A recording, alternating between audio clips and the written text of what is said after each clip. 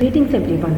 Myself M. Priya, Assistant Professor in the Department of Industrial Biotechnology, Bharat Institute of Higher Education and Research.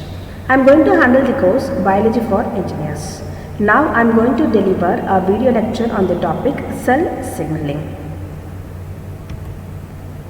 Cell signaling. So cell signaling is a process by which cells communicate with each other. Either they communicate with the cells within the body or with the external environment. So as a process, cell signaling refers to a vast network of communication between and within each cell of our body. So this is called as cell signaling. So this is how a cell communication would be occurring. So this is the signaling cell. The signaling cell will be travelled through the blood vessels. It will be circulated through our blood and it gets attached to the specific receptor, that is the target cell. So this is how the cell communication would be occurring. So the target cell would be circulated around the blood cell and it will identify the target cell. To the target cell it will bind to the receptor. So this is the process of cell signaling. So there are three stages of cell signaling: reception, transduction and response. So first stage is called as reception. So reception means a cell detects a signaling molecule. So a signaling molecule would be detected by the cell. So a cell detects a signaling molecule from the outside of the cell.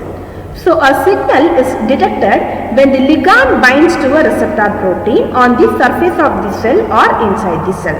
So when a cell is accepted or when a cell is recognized, then that is called as the reception process. And the second one is called as the transduction. So transduction means when the signaling molecule binds to the receptor. So that stage is called as transduction. So in the first stage, a signaling molecule would be detected by the cell. And the second step, the signaling molecule will bind to the receptor. So in this stage, it causes a change in the receptor protein. It changes the receptor protein. And this change will initiate the process of transduction. And the third one is the response. The third step is the response. So finally, the signal triggers a specific cellular response. So that is the third one.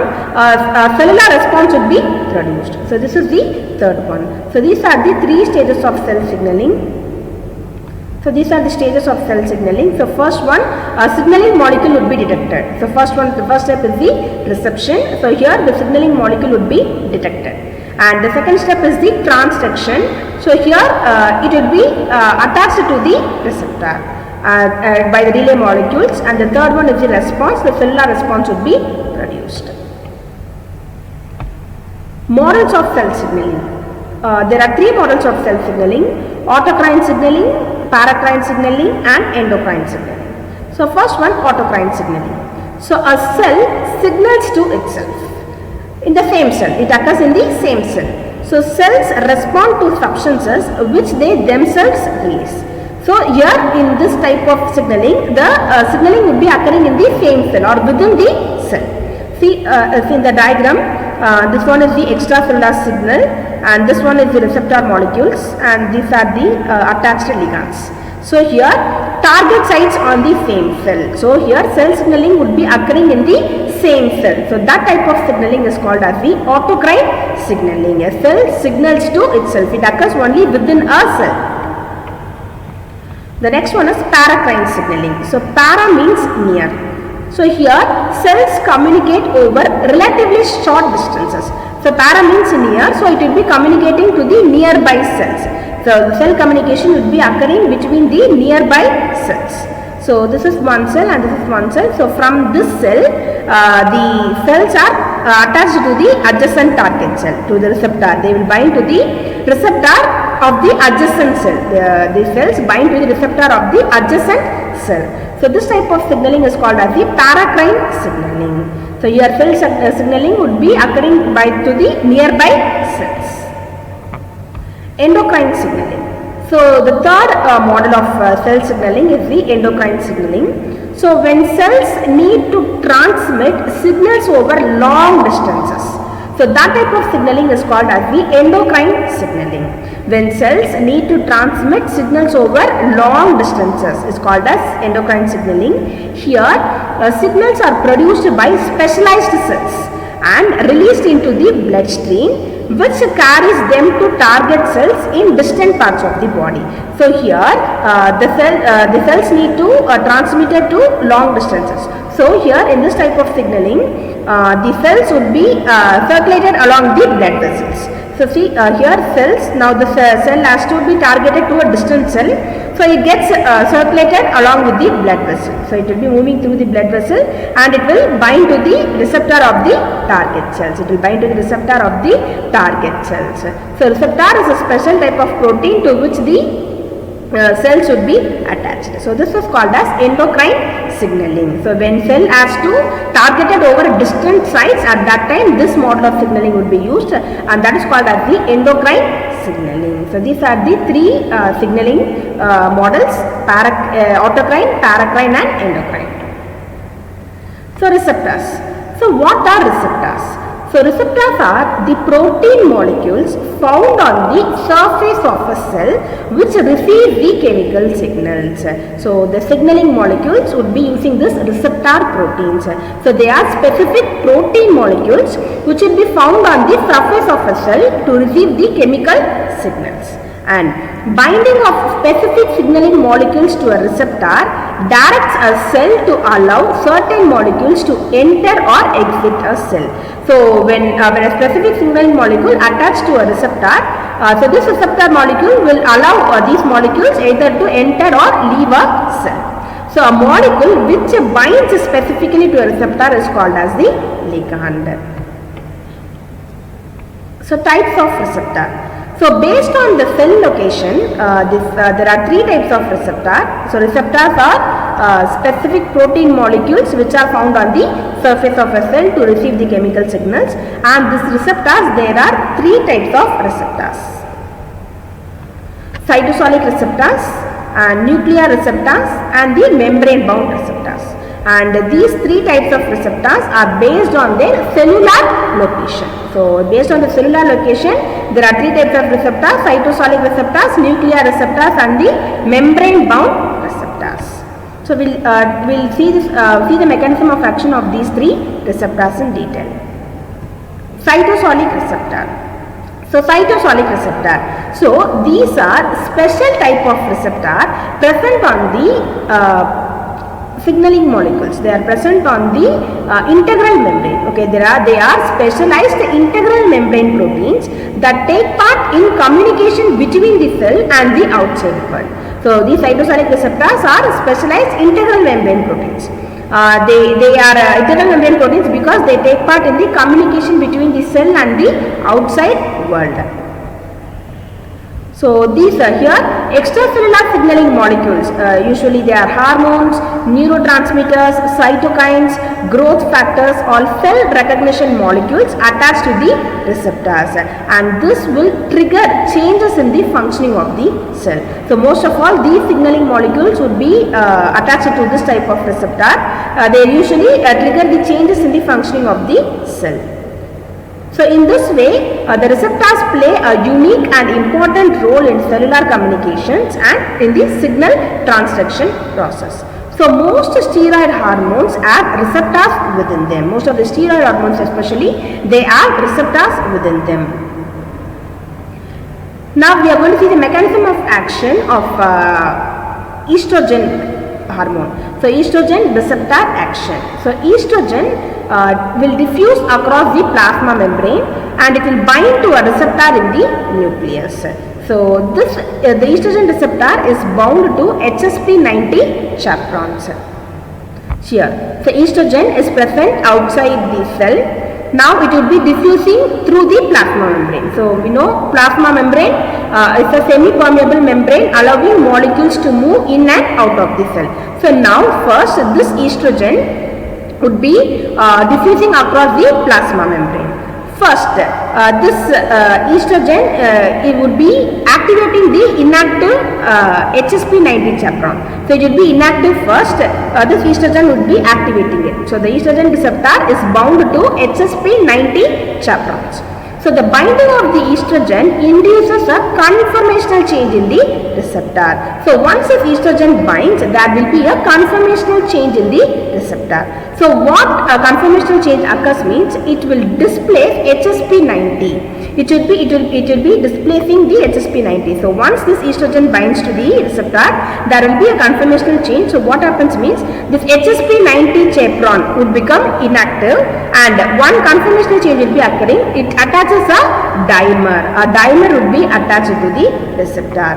So the binding of the estrogen will induce a conformational change in the receptor. So what change means it will displace HSP90 chaperone and leads to the formation of receptor dimers, and this receptor dimers will bind to DNA.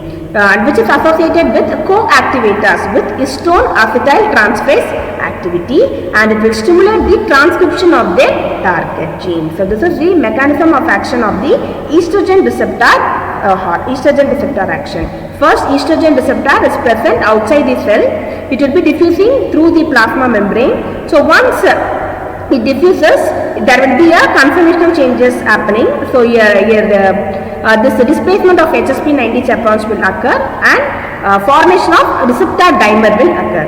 So once receptor dimer is formed, it gets attached to the DNA, which is present with the co-activator histone acetyl transferase. So once this is attached, transcription of the gene should be happening. So this is the mechanism of action of the cytosolic receptor. Next, the second type is the nuclear receptor. So nuclear receptors are intracellular proteins expressed in the nucleus of a cell. So since they are nuclear receptors, they would be expressed in the nucleus of a cell. So these nuclear receptors are very, very important receptors, and below given is the structure of this nuclear receptors. So these nuclear receptors, they constitute a superfamily of dimeric C4 zinc finger transcription. They are C4 zinc finger transcription factors, and they are made up of many domains. So first domain is called as the N-terminal regulatory domain. It will be denoted as AB.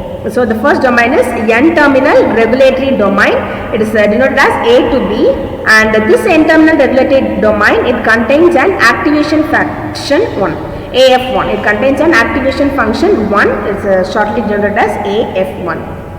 So the second domain is the DNA binding domain. In short, it is called as DBD, and it is mentioned as C. So DNA binding domain, it is denoted as DBD and with the alphabet C. It is a highly conserved domain. The DNA binding domain is the highly conserved domain, and it contains two zinc fingers that binds to specific DNA sequences called hormone response elements. So this is the DBD structure.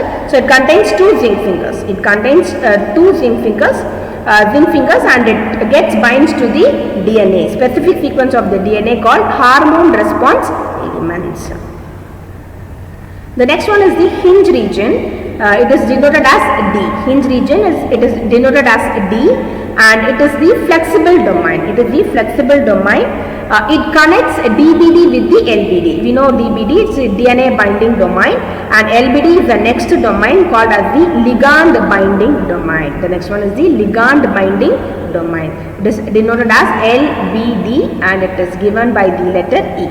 So the hinge region D would be joining or connecting the DNA binding domain with the LBD, ligand binding domain. And this ligand binding domain LBD is an alpha helical sandwich fold with the 3 antiparallel alpha helices are flanked by 2 alpha helices. So it will be like a sandwich. So 3 antiparallel alpha helices would be flanked by 2 alpha helices. So like it will be like a sandwich. So the ligand binding cavity is within the interior of the LBD. It contains the activation function 2, AF2. It contains the activation function 2. So this is the structure of LBD, ligand binding domain. So there are 3 alpha helices would be flanked by 2. So it is the LBD domain structure and it has the ligand binding cavity, the red color.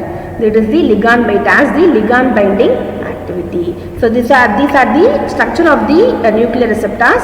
They have 4 domains: N-terminal regulatory domain denoted as A to B, DNA binding domain DBD C, and hinge region D, and ligand binding domain E. And next we have C-terminal domain F. It is a highly variable in sequence, this domain, and it is found between various nuclear receptors. So the last one is the C-terminal domain. It is denoted as F. So this is the structure of the nuclear receptor. So first we have the N-terminal domain A, B, and next we have C, that is the DNA binding domain, and E, ligand binding domain, and the hinge region D would be connecting the C and E, and at last we have the C-terminal domain F. So mechanism of action. Here the intracellular nuclear receptors will respond to small hydrophobic signaling molecules. This will diffuse readily across the plasma membrane. So the interaction between its ligand binding domain LBD and inhibitor protein should be occurring here. So that is the mechanism of action of nuclear receptors. So here hormone. So it occurs in the nucleus. So here this is the nucleus and this is the cell. Now the hormone, a hormone has to enter inside the nucleus. So this is the mechanism of action. So here the intracellular nuclear receptors will bind to small hydrophobic signaling molecules. So they will readily diffuse across the plasma membrane. So here the interaction between its ligand binding domain. So ligand binding domain has the ligand cavity. So here interaction occurs in the LBD domain, and the inhibitor proteins will be used here. And when hormone is present, it diffuses readily through the plasma membrane and binds to the ligand binding domain. So first the hormone will bind to the ligand binding domain. The hormone is binding to the ligand binding domain. This causes a conformational change, thus releasing the receptor from the inhibitor proteins. So once hormone enters inside the cell and it binds to the ligand binding domain of the nuclear receptor, it causes a conformational change. There will be a conformational change, so thus releasing the receptor from the inhibitor proteins. So the receptor with a bound ligand is then translocated into the nucleus. So the receptor which is bound with the ligand binding domain would be translated into the nucleus. So where inside the nucleus the DNA binding domain, the DBD, will bind to the specific response elements, and this will allow the ligand binding domain and an additional activation domain AD, it is called as AD, at the N terminus to stimulate the transcription of target genes. So once the hormone outside the cell will be diffusing the plasma membrane and it will enter inside the cell and it will be binding to the ligand binding domain of the nuclear receptor. So once it gets attached, the inhibitor proteins will be released. So here in this step the inhibitor protein is present. So once it gets attached to the LPD, from the LPD the inhibitor proteins will be released, and now this structure would be entering into the nucleus. So additionally we have a domain called activational domain AD. So now this sequence would be entering into would be translocated into the nucleus. So now the DBD, the middle sequence, the DNA binding domain, is very specific. It binds to the specific response elements. So now this DNA binding element would attach to the response element and the transcription of the genes would be occurring inside the nucleus. So this is the function of the nuclear receptor. And the third one is the membrane bound receptors. Here proteins that are associated with the cell membrane. And they will spin across the membrane and can transmit a signal from outside the cell to inside the cell. This is called as the membrane bound receptors. Here example is cholesterol. So membrane bound receptors, they will be especially bounded on the membrane. So they are associated with the cell membrane, and they will be spinning across the membrane and can transmit a signal from outside environment to the inside of the cell. And here example, cholesterol. So cholesterol is transported in the blood bound to protein in the form of particles known as low density lipoproteins, or otherwise called as LDL. So cholesterol is transported in the blood by LDL, low density lipoproteins. So when a cell needs cholesterol for membrane synthesis, it makes transmembrane receptor for LDL. So when a cell is in need of cholesterol synthesis for membrane synthesis, it will make transmembrane receptor for LDL, and it will insert them into its plasma membrane. So once in the plasma membrane, the LDL receptors, they diffuse until they are associated with clathrin coated pits. So this LDL will be diffused until they will be associated like a pit. So this is the mechanism of action of the membrane bound receptors. So they are found on the membrane, on the cell membrane. So this is the LDL binding site, and this is the LDL receptor protein, and we have the coated pit binding site. So here it forms a pit-like structure. See, all the receptor protein would be attached and it forms a pit-like structure called as clathrin coated pit. So it occurs in the membrane. It occurs in the membrane. So here LDL are attached to the LDL binding site, and this one is the LDL receptor protein, and this LDL receptor protein will forming a pit. That is, pit is called as the clathrin coated pit. Okay, so this is the mechanism of action of the membrane bound receptors. So these are the three types of receptors based upon their cellular location. So we have seen three types of receptors: cytosolic receptors. The cytosolic receptors, I have given the example on estrogen receptor action. So here we saw how estrogen receptor is entering inside the cell and it is making a conformational change inside the cell, and the genes are transcripted. And then comes nuclear receptor. It is important and most complex receptor. Here it has many domains in its structure, and here the activity is when a hormone enters inside the cell, it goes and attaches to the ligand binding domain, and it will be translocated into the nucleus, and it attaches to the specific response element, causing the transcription of the genes. And then we have membrane bound receptors. Here the LDL, cholesterol, when cholesterol is transported in the blood, it needs LDL, so it will be forming the clathrin coated pits. So these are the three types of receptors and their mechanism of action. Next, we have signaling through G proteins. So G proteins, they are called as G protein coupled receptors. Signaling through G proteins, they are called as G protein coupled receptors. And these G proteins, they are also known as guanine nucleotide binding proteins. They are called as guanine nucleotide binding proteins, G. The G refers to guanine nucleotide binding proteins. And they act as molecular switches. They act as molecular switches inside the cells, and are involved in transmitting the signals from a variety of stimuli outside the cell to its interior. So signaling through G proteins means they act as molecular switches. They are needed for transmitting the signals.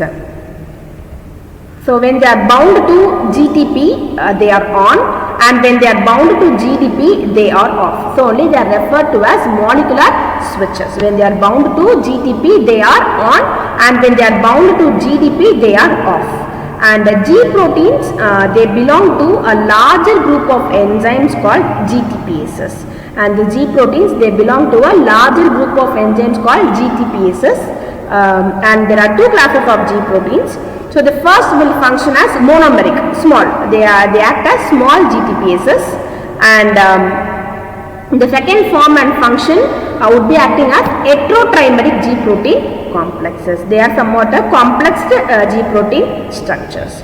So G proteins, signaling through G proteins means here G, it refers to the guanine nucleotide. The guanine nucleotides only they are referred to as G proteins, and these G proteins, they are called as the G protein coupled receptors. G protein coupled receptors, and they act as molecular switches. They act as molecular switches inside the cells, and they are involved in transmitting the signals from a variety of stimuli outside the cell to its interior.